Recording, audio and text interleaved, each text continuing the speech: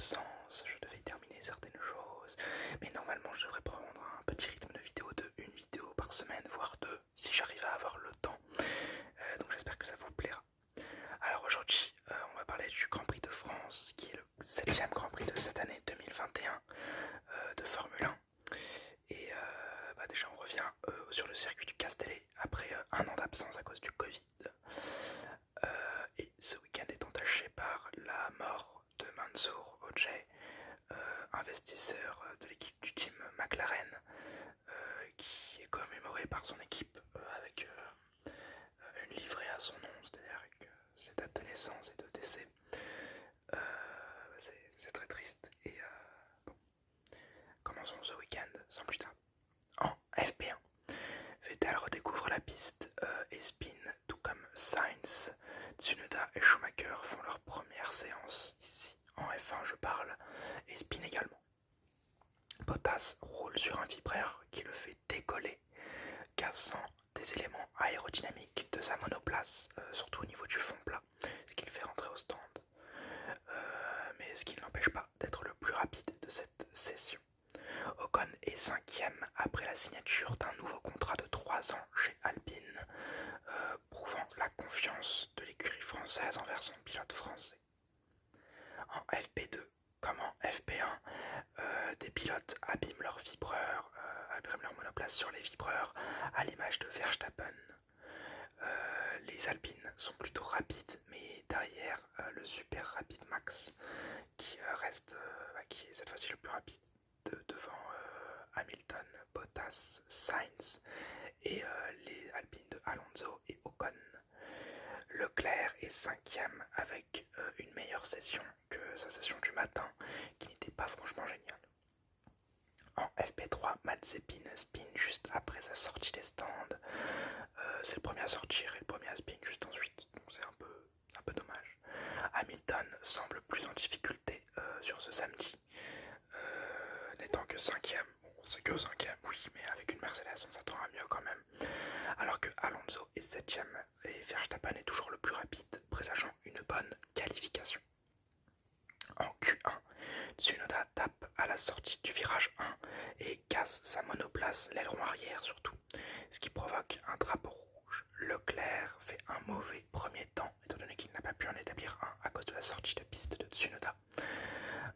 Alors que Hamilton et Verstappen se battent en tête de la course à coup de 10e, c'est Verstappen qui prend l'avantage en Q1 sur le pilote britannique. Schumacher casse sa voiture au second passage en fin de Q1, provoquant un autre drapeau rouge et éliminant Lance Stroll, Mazepin, Raikkonen et Latifi.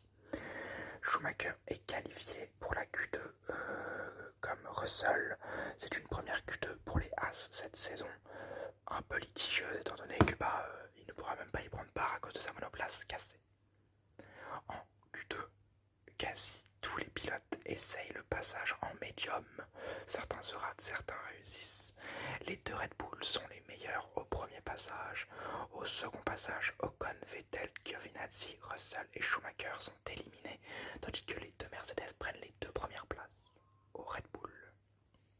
Et en Q3, au premier passage, Verstappen prend la pole provisoire alors que Gasly se fait annuler son premier tour à cause d'une sortie de piste. Au second passage, Verstappen améliore et ne peut être rejoint par Lewis Hamilton.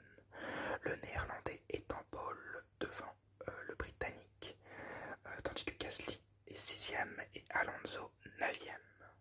Je vais vous donner la grille de départ. Verstappen est donc premier, Hamilton 2e, Bottas 3e, Perez est 4e, Sainz est 5e, Gasly 6e, Leclerc 7e, Norris 8e, Alonso 9e, Ricciardo 10e, Ocon est 11e, Vettel est 12e, Giovinazzi est 13e, Russell est 14e, Schumacher est 15e, Latifi 16e, Raikkonen 17e, Mazepin 18e, Stroll est 19e et Tsunoda 20e.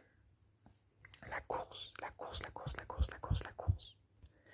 C'est un bon départ de Verstappen qui prend l'avantage au premier virage, mais il coupe ce même premier virage et laisse la première place à Hamilton en rejoignant la piste. Parce que s'il repasse devant, il aura un temps de pénalité étant donné qu'il a coupé le virage. Donc il doit laisser la première place Malgré cela, le Néerlandais essaye de rattraper son erreur en enchaînant les gros tours et en se rapprochant d'Hamilton. Tour 11, Ricciardo dépasse Alonso alors que Hamilton se plaint de ses gommes qui selon lui se dégradent déjà. Norris passe sur l'Espagnol, Alonso juste après cette plainte de Hamilton à la radio, tandis que Vettel passe un tour plus tard sur l'Espagnol dans sa voiture française. Ricciardo passe Leclerc au tour 14 et au tour 15, Leclerc est le premier à s'arrêter pour des pneus durs. Tour 17, c'est à Ricciardo de s'arrêter pour tenter l'undercut sur Gasly, mais il ressort derrière Leclerc. Malgré cela, il réussit tout de même à dépasser le français. Bottas pit à la fin du tour 17 pour essayer de battre Verstappen et Hamilton qui sont en bataille. Donc il veut essayer d'en profiter pour peut-être les dépasser ou au moins se rapprocher et leur mettre une pression.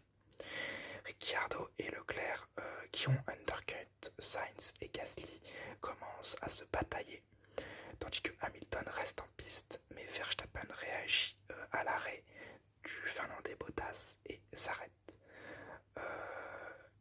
Après son arrêt, il ressort tout de même devant le Finlandais et donc a couvert la stratégie de la première Mercedes.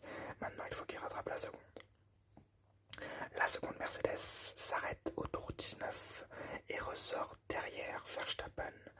Les deux se battent, mais Hamilton fait une petite erreur et reste donc derrière Verstappen. Tour 21, Verstappen prend une seconde d'avance sur Hamilton, tandis qu'au tour 24, Perez s'arrête et ressort quatrième, donc derrière Hamilton et Bottas. Ricciardo continue sa remontée au tour 27 avec son dépassement sur Esteban Ocon. Tour 30, Norris dépasse Gasly puis Charles Leclerc.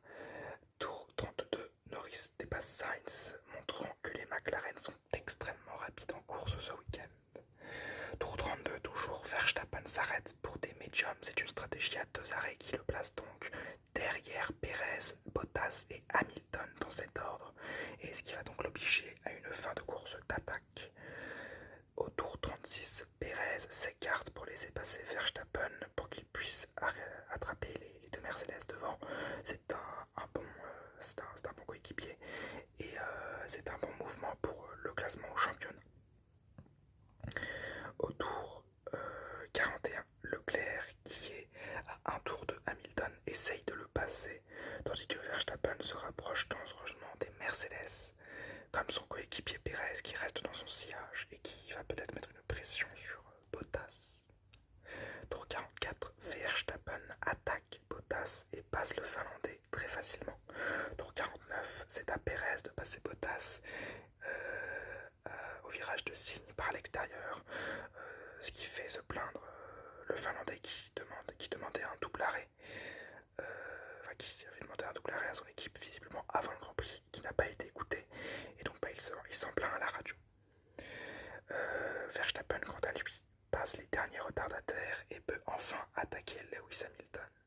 Tour 52, Verstappen attaque Hamilton dans le dernier tour et le dépasse. Il est donc premier à l'entame du dernier tour. Un tour plus tard, il est victorieux après 53 tours de course, suivi de Hamilton et Perez, prenant une troisième place devant un Bottas victime d'une mauvaise stratégie Mercedes à son égard.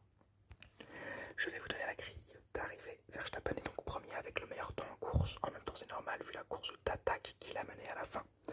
Hamilton est deuxième, Perez est troisième, Bottas est quatrième, Norris est cinquième, Ricciardo sixième, Gasly est septième, Alonso est huitième, Vettel neuvième, Stroll dixième, onzième, Sainz, douzième, Russell, Tsunoda est treizième, Ocon est quatorzième, Giovinazzi est quinzième, Leclerc est seizième, Raikkonen est 17ème, Latifi 18ème, Schumacher 19ème et Mazepin 20ème. Aucun abandon à déplorer sur cette course.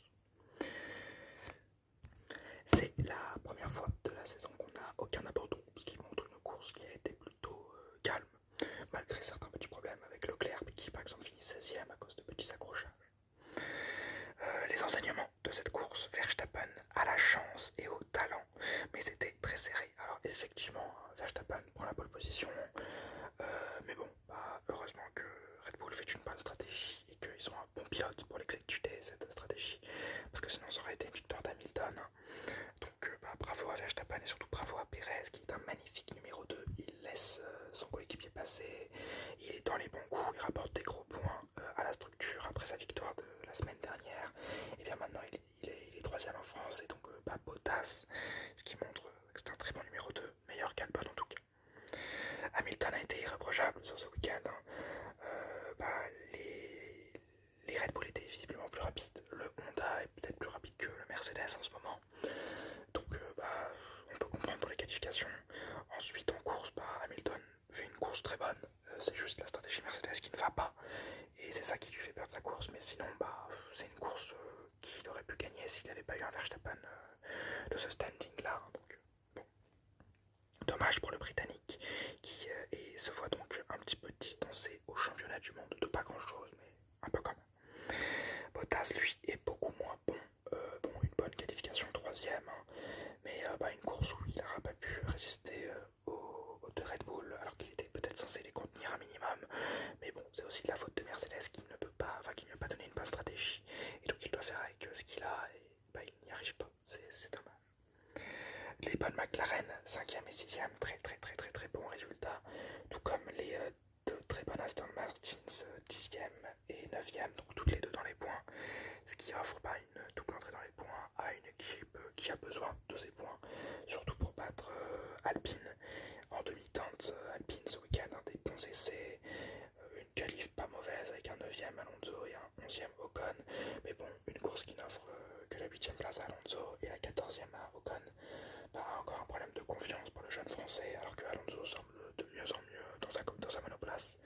Donc on espère que ça ne durera pas trop pour le jeune français et on espère que ça continuera, voire en mieux pour Alonso.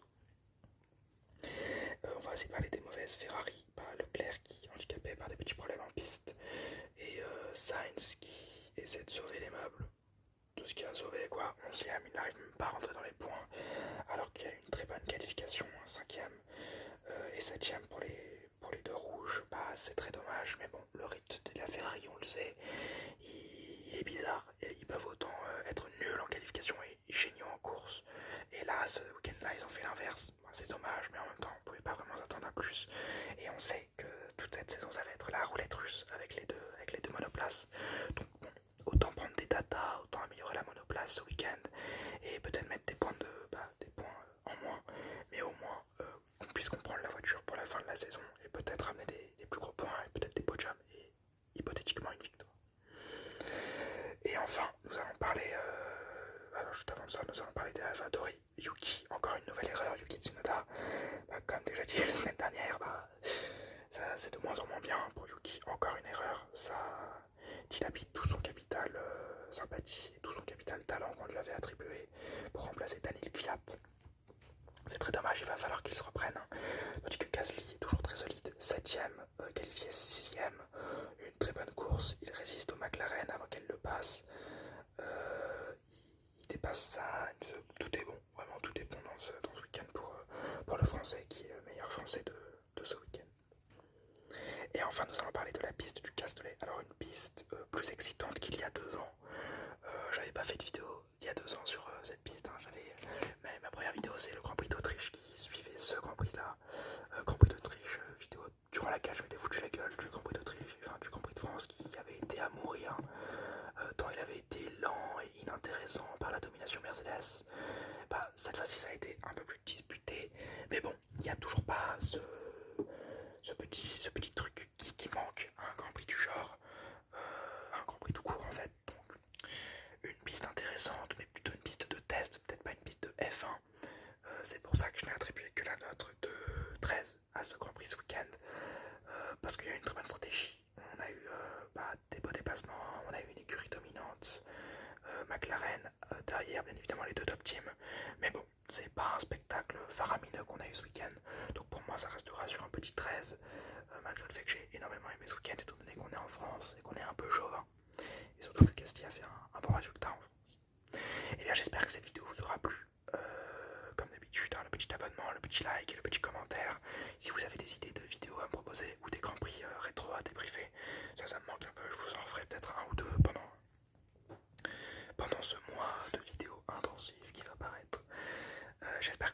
plu. Et Forza